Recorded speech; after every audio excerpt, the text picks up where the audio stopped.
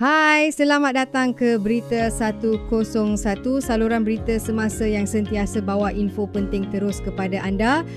Hari ini kita nak bincang tentang satu bantuan yang ramai sedang tunggu, bayaran 200 syarikat yang akan dibuat pada Jumaat 7 November 2025. Persoalannya sekarang, siapa yang layak terima bantuan ni dan macam mana cara nak semak atau mohon? Jom saya terangkan dengan jelas. Bantuan yang dimaksudkan ialah Budi Madani, penyasaran subsidi diesel untuk mereka yang tinggal di Semenanjung Malaysia.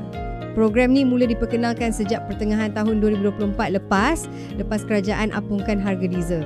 Jadi untuk bantu pemilik kenderaan diesel tanggung kos tambahan, kerajaan salurkan 200 unit sebulan kepada yang layak. Kalau anda di Sabah, Sarawak atau Labuan, harga diesel masih kekal bersubsidi, jadi bantuan ni tak melibatkan kawasan tu.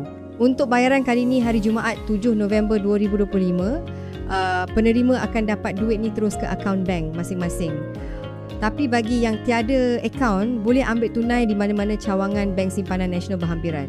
Kalau anda nak semak kelayakan atau nak mohon, boleh terus ke laman rasmi budimadani.gov.my.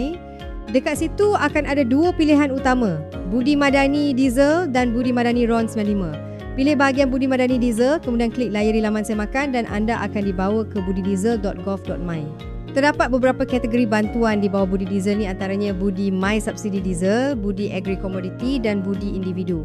Untuk kebanyakan pemohon, yang penting ialah kategori Budi Individu. Antara syarat kelayakan utama untuk Budi Individu ialah warga negara Malaysia dengan pendapatan tahunan individu atau pasangan 100,000 ke bawah. Kenderaan diesel mestilah untuk kegunaan persendirian, bukan syarikat. Lesen kenderaan atau cukai jalan masih aktif. Kenderaan didaftarkan di Semenanjung Malaysia dan menggunakan nombor MyCat.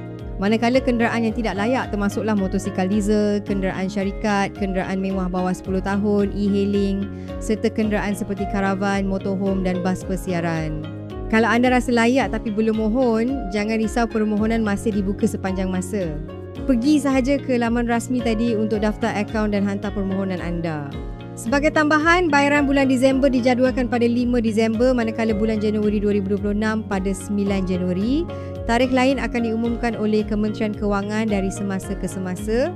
Itu saja perkongsian untuk kali ini. Jangan lupa untuk subscribe ke saluran Berita 101 dan aktifkan loceng notifikasi supaya anda tak terlepas maklumat penting seperti ini. Terima kasih kerana menonton. Jumpa lagi dalam video seterusnya.